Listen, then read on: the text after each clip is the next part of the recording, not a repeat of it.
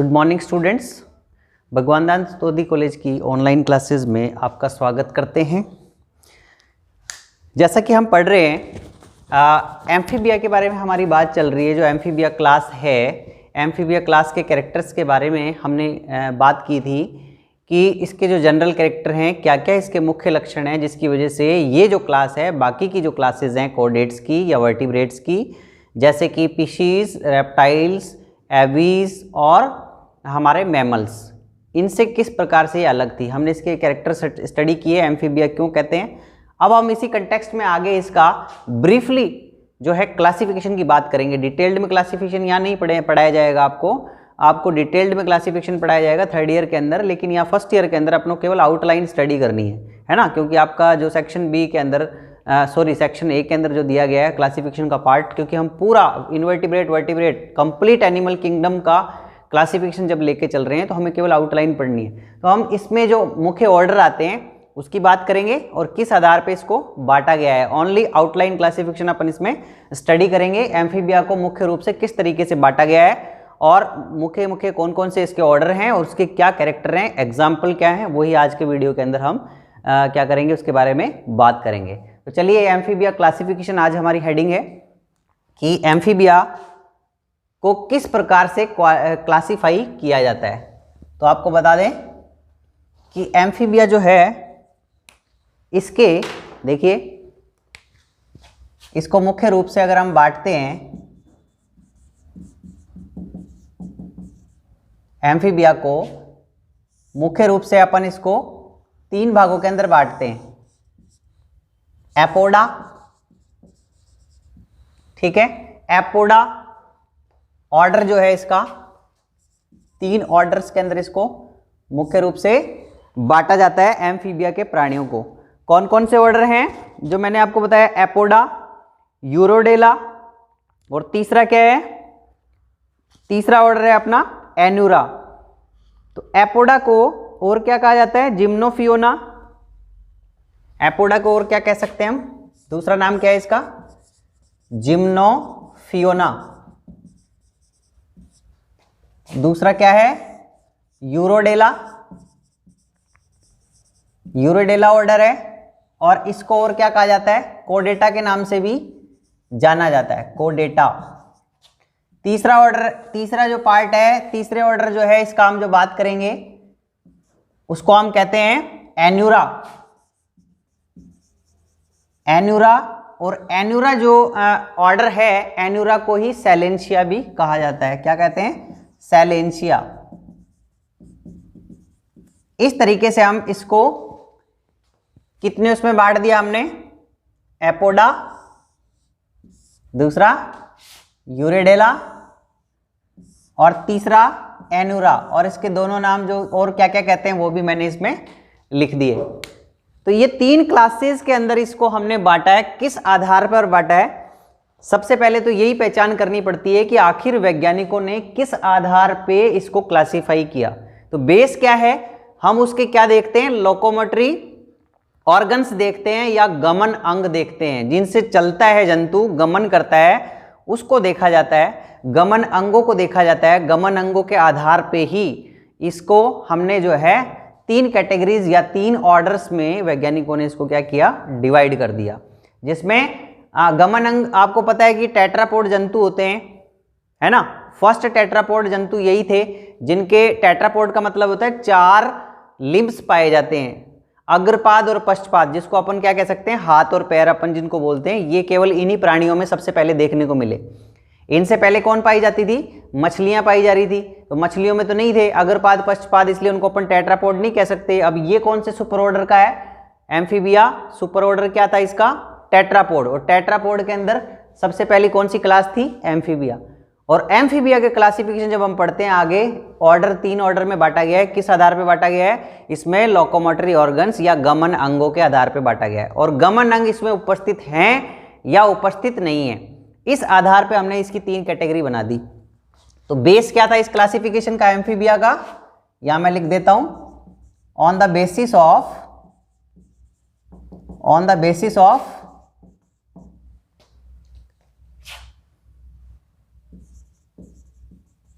Locomotory organ या गमन अंग, और जो क्या होते हैं इसमें अग्रपाद और पश्चपाद जो होते हैं उसके आधार पे अग्रपाद या पश्चपाद पाए जा रहे हैं या नहीं पाए जा रहे, इस आधार पे एम्फीबिया को हमने 3 भागों के अंदर बांट दिया। अब पहले वाला ऑर्डर है एपोडा। एपोडा नाम से पता चल रहा है, पोडा means feet, A for absent, यानी कि इसमें लिम्स नहीं पाए जाते, पहला जो ऑर्डर है। और दूसरे के अंदर लिम्स तो पाए जाते हैं यूरेडेला के अंदर, लेकिन equal in size, limbs are present but equal in size, समान आकार के होते हैं, वो यूरेडेला के अंदर आते हैं। और जो असमान आकार के लिम्स होते हैं उनके साइज और शेप के आधार पे भी है, तो उनकी प्रेजेंस है ना, एक तो प्रेजेंट होने चाहिए, और प्रेजेंट हैं तो इक्वल साइज के हैं कि नहीं। हाथ और पैर अगर बराबर है, समान है, तब तो क्या होगा यूरेडेला, और समान नहीं है, असमान है, तो कौन सी ऑर्डर होगा, एन्यूरा। तो ये एन्यूरा ऑर्डर के अंदर आपको मेंढक देखने को मिलता है। मेंढक सारी प्रकार के जो मेंढक है एन्यूरा के अंदर आते हैं, आराम से दिखने वाला जीव है। तो आपने देखा होगा कि मेंढक के जो पिछले पांव होते हैं, पिछली जो टांगे होती हैं, हिंड लिम्स जिनको बोलते हैं, वो आकार में बड़ी होती है, जबकि आगे के जो पैर होते हैं, वो आगे के जो हैं लिम्स, वो कैसे होते हैं, छोटे होते हैं। तो असमान पैर पाए जाते हैं, इसलिए ऑर्डर क्या है उसका, एन्यूरा। और इसमें सैलामेंडर आता है जिसके अग्र और पश्चपाद समान होते हैं। और इस वाले में एपोडा के अंदर अग्रपाद और पश्चपाद पूरी तरह से एब्सेंट होते हैं। चलिए अब अपन इस ऑर्डर, जो इसमें 3 ऑर्डर मैंने बात करना चाह रहा हूँ, 3 ऑर्डर्स की जिनकी बात मैं करना चाह रहा हूँ, इनके बारे में अपन इसके कैरेक्टर के बारे में स्टडी कर लेते हैं। तीनों ऑर्डर्स के कैरेक्टर के बारे में कि क्या क्या इसमें कैरेक्टर पाए जाएंगे। तो सबसे पहले अपन बात करते हैं एपोडा की, बात करते हैं एपोडा, या जिम्नोफियोना भी इसको कहा जाता है। तो एपोडा जो ऑर्डर के जंतु हैं, जैसा मैंने कहा, लिम्स इसमें एब्सेंट होते हैं। A for absent, poda means feet, ठीक है, यानी कि लिम्स एब्सेंट। पहला कैरेक्टर क्या होगा इसका, लिम्स एब्सेंट। अग्रपाद और पश्चपाद नहीं पाए जाएंगे इस ऑर्डर के अंदर। कौन से ऑर्डर में, एपोडा ऑर्डर के अंदर लिम्स नहीं पाए जाएंगे, ये इसकी विशेषता है। तो जब लिम्स नहीं पाए जा रहे शरीर के ऊपर, ना अग्रपाद है ना पश्चपाद है, तो शरीर कैसा दिखाई देगा, सांप की तरह दिखाई देगा। इसलिए अपन ऐसे शरीर को क्या बोलते हैं, सिलेंड्रिकल बॉडी या बेलनाकार शरीर कह सकते हैं हम उसको। ईल शेप भी कह सकते हैं। ईल एक प्रकार की मछली होती है, उसकी तरह भी इसका शरीर हो जाता है। तो हम कह सकते हैं बॉडी ईल शेप और सिलेंड्रिकल, शरीर ईल के समान या बेलनाकार होता है, ठीक है। और दूसरी बात है, ये बिल बनाकर रहने वाले जंतु है, ठीक है, बिल बनाकर रहते हैं, तो हम इसको कह सकते हैं बरोइंग एनिमल। बरोइंग एनिमल्स, ये बिल बनाकर रहने वाले जंतु होते हैं, बिलकारी जंतु होते हैं एपोडा के। और दिखाई कैसे देंगे, सांप की तरह दिखाई देते हैं, और शरीर के ऊपर अग्रपाद और पश्चपाद नहीं पाए जाते, यानी limbs absent. So we can say Apoda order, ठीक है। अब बरोइंग एनिमल के बाद अपन और इसमें क्या कैरेक्टर हो सकता है, और देखिए, और इसके अंदर जो स्किन है, इसकी त्वचा, त्वचा के अंदर हमें क्या दिखाई दे रहा है, त्वचा कैसी होगी, रिंकल पाए जाएंगे त्वचा के ऊपर बहुत सारे। Skin covered with transfer grooves of wrinkle, skin having transfer groove, so wrinkled, है ना। त्वचा कैसी होती है, झुर्रियों वाली त्वचा होती है, क्योंकि उस पर ट्रांसफर ग्रूव या अनुप्रस्थ खांचे बहुत सारी त्वचा के ऊपर दिखाई देती हैं। उन खांचों के कारण त्वचा उसकी कैसी हो जाती है, रिंकल्ड, जैसे रिंकल होते हैं ना, झुर्रियां पड़ जाती हैं शरीर के ऊपर, झुर्रीदार शरीर होता है। इनकी एक विशेषता है एपोडा क्लास के जंतुओं की। और अगर इसमें स्केल जो पाए जाएंगे, टेल नहीं पाई जाती, पूंछ भी एब्सेंट होती है, देखिए हम ये भी कह सकते हैं। और इसके अंदर जो बात हम कर रहे हैं कि क्या पाया जा रहा है, scales are founded embedded in the groove of skin. कुछ जंतुओं के अंदर जो स्केल होते हैं वो त्वचा के अंदर धसे हुए पाए जाते हैं। और इन जंतुओं के अंदर जो है, ठीक है, हम क्या कह रहे हैं, देखिए स्केल्स तो क्या है, धसे हुए रहते हैं। हम कह सकते कुछ जंतुओं के अंदर क्या होते हैं, scales are embedded in skin, त्वचा के अंदर धसे हुए पाए जाते हैं अगर स्केल्स पाए जाएंगे। इसलिए कुछ त्वचा इनकी झुर्रीदार होने के कारण थोड़ी खुरदरी तो होती है, चिकनी नहीं होती, स्केल्स ना होने की वजह से भी। और अब अपन इसमें कॉपुलेटरी ऑर्गन की बात करते हैं। कॉपुलेटरी ऑर्गन यानी कि मैथुन अंग भी पाया जाता है इन जंतुओं में। कौन सा अंग, मैथुन अंग भी पाया जाता है, जिसकी वजह से हम नर और मादा की पहचान कर सकते हैं। क्या कहते हैं, copulatory organ present, copulatory organ present in male. नर के अंदर जो है जनन अंग पाया जाता है, या सॉरी जनन अंग तो है ही, मतलब कॉपुलेटरी ऑर्गन मैथुन अंग। और इस मैथुन अंग की सहायता से हम इसको नर को, प्राणी को पहचान सकते हैं। और मैथुन अंग कॉपुलेटरी ऑर्गन का फंक्शन क्या होता है, स्पर्म्स को फीमेल की विजाइना के अंदर या रिप्रोडक्टिव कैनाल के अंदर ट्रांसफर करना। तो ये कुछ एपोडा क्लास के, या सॉरी एपोडा ऑर्डर के हम कैरेक्टर बता रहे हैं। मुख्य कैरेक्टर आपने देखा कि हाथ पैर नहीं पाए जाते, ये इसका सबसे बड़ा कैरेक्टर है। शरीर बेलनाकार होगा और त्वचा झुर्रीदार होगी, पूंछ भी नहीं पाई जाएगी, कॉपुलेटरी ऑर्गन पाया जाएगा। ये मुख्य मुख्य कैरेक्टर हैं। अब इसमें हम एग्जाम्पल ले लेते हैं। और क्या हो सकता है, देखिए कुछ जंतुओं में लार्वा स्टेज भी पाई जाती है, तो कह सकते हैं इनडायरेक्ट डेवलपमेंट।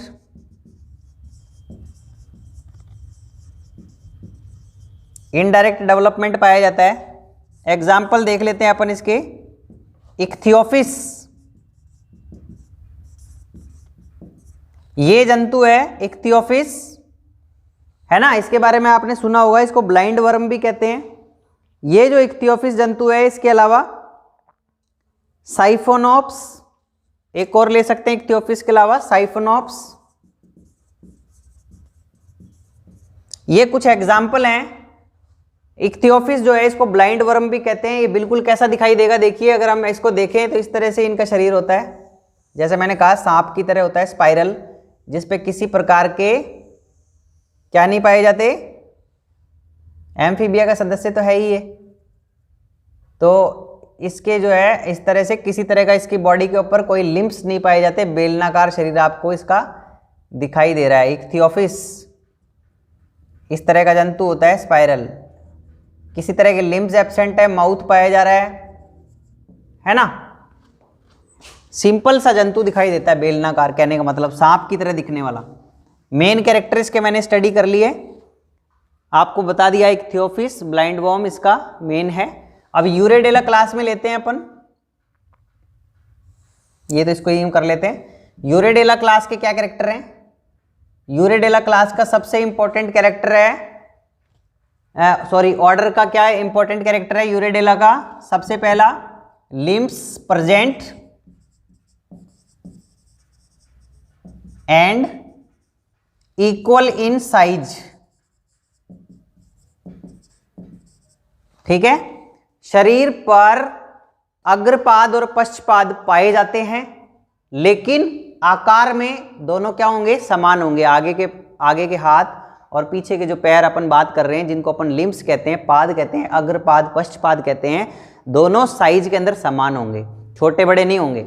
अगर ऐसा है तो ये ऑर्डर कौन सा होगा, यूरेडेला। ये सबसे पहला कैरेक्टर है और इंपॉर्टेंट कैरेक्टर है। इधर तो हमने बांटा है, देखिए आधार क्या रखा हमने, गमन अंग। गमन अंग यानी कि लिम्स जो पाए जा रहे हैं या नहीं है, और हैं तो कितने हैं, साइज में कितने हैं, ये हम इस आधार पे बांट रहे हैं। पहले एपोडा ऑर्डर में उनको रखा जिनके थे ही नहीं, लिम्स एब्सेंट थे, और यहाँ पे लिम्स या अग्रपाद और पश्चपाद पाए जा रहे हैं और कैसे हैं, इक्वल आकार के अंदर समान है। और क्या कैरेक्टर है इसमें, tail present in larva and adult both, मतलब पूंछ जो है लार्वा और वयस्क दोनों प्राणियों के अंदर पूंछ जरूर पाई जाती है। इधर एपोडा के अंदर पूंछ नाम की संरचना नहीं पाई जा रही थी और ना ही लिम्स पाए जा रहे थे। अग्रपाद पश्चपाद भी एब्सेंट थे, पूंछ भी नहीं पाई जा रही थी। इधर अग्रपाद और पश्चपाद भी प्रेजेंट हैं, पूंछ भी पाई जा रही है, लार्वा में भी पाई जाएगी, वयस्क में भी पाई जाएगी। इन जंतुओं की एक विशेषता हो रहा है, इसमें जो लार्वा पाया जाता है इनडायरेक्ट डेवलपमेंट पाया जाता है ना। तो अब और क्या होगा, बॉडी कितने भागों में बटी होती है, अगर बॉडी को हम देखें, बॉडी किस में बटी होती है, हेड, ट्रंक और टेल में बटी होती है। ठीक है, body divided in head, trunk and tail. शरीर जो होता है सिर, धड़ और पूंछ में क्या होता है, बटा होता है। और उधर आपने देखा था वो तो सांप की तरह दिखाई दे रहा था, बिल्कुल स्पाइरल, किसी तरह का हमें पता नहीं चल रहा था सिर कौन सा है, सिर तो पता चल रहा था बट धड़ कौन सा है, पूंछ कौन सी नहीं पता चल रहा था। लेकिन यहाँ ये आपको छिपकली की तरह दिखाई देगा ये जंतु यूरिडेला में आने वाला, और इसमें सिर आपको स्पष्ट दिखाई देगा, धड़ स्पष्ट दिखाई देगा और पूंछ स्पष्ट दिखाई देगी। 3 भागों के अंदर बटा होता है। और क्या कह सकते हैं इसमें इसका जो लार्वा होता है, देखिए इसमें मुख्य जो जंतु आता है सैलामेंडर का जो लार्वा होता है, उस लार्वा के अंदर एक्सटर्नल गिल पाए जाते हैं। पूरे जंतु जगत के अंदर एक विशिष्ट प्रकार है, यानी कि पूरे जंतु जगत में ऐसा कोई प्राणी नहीं पाया जाता जिसमें गिल्स तो पाए जा रहे हैं बट गिल्स के अंदर गिल्स बाहर निकले हुए नहीं होते। सभी के गिल्स अंदर की तरफ होते हैं, स्किन के ऊपर यहीं पाए जाते हैं, साइड में, लेटरल साइड पे। मछलियों में देख लो, किसी में भी देख लो, गिल साइड में पाए जाएंगे, तो उनको इंटरनल गिल्स कहा जाता है। लेकिन इसके गिल्स बाहर ऐसे ट्यूब लाइक स्ट्रक्चर के रूप में बाहर पानी में तैरते रहते हैं, इसलिए बाह्य गिल केवल इसके लार्वा में ही पाए जाते हैं पूरे जंतु जगत में, यूरिडेला क्लास के लार्वा के अंदर हैं। अभी हम पढ़ेंगे, वो एक स्पेसिफिक कैरेक्टर है जो और कहीं देखने को नहीं मिलता। दूसरा, नियोटेनी पाई जाती है। नियोटेनी और पीडोजेनेसिस प्रेजेंट। क्या मतलब है इस बात का, देखिए बहुत इंपॉर्टेंट चीज है नियोटेनी या पीडोजेनेसिस। नियोटेनी का मतलब होता है अगर अंडे से निकलने वाला लार्वा वयस्क बनने से पहले ही क्या हो, जनन करने लगे।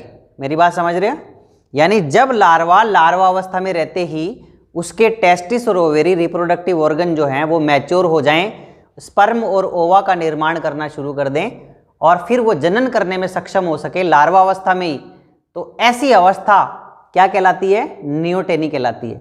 मतलब लार्वा वयस्क बना ही नहीं है, उससे पहले लार्वा अवस्था में ब्रीडिंग करना शुरू कर दिया, उसने जनन करना शुरू कर दिया और अपने समान संतति उत्पन्न कर सकता है, तो फिर आप उसको क्या कहोगे, ऐसी कंडीशन नियोटेनी है। वरना सामान्य अवस्था क्या होती है कि लार्वा पहले वयस्क बनता है, और वयस्क कब बनेगा, जब उसमें टेस्टिस और ओवेरी मैच्योर हो जाएं।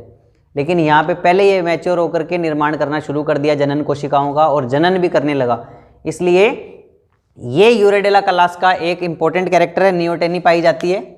और नियोटेनी से फिर जो लार्वा बनता है, लार्वा इसमें अभी बताएंगे हम, तो उस लार्वा के अंदर एक्सटर्नल गिल भी पाए जाते हैं। और क्या हो सकता है, देखिए एक्सटर्नल गिल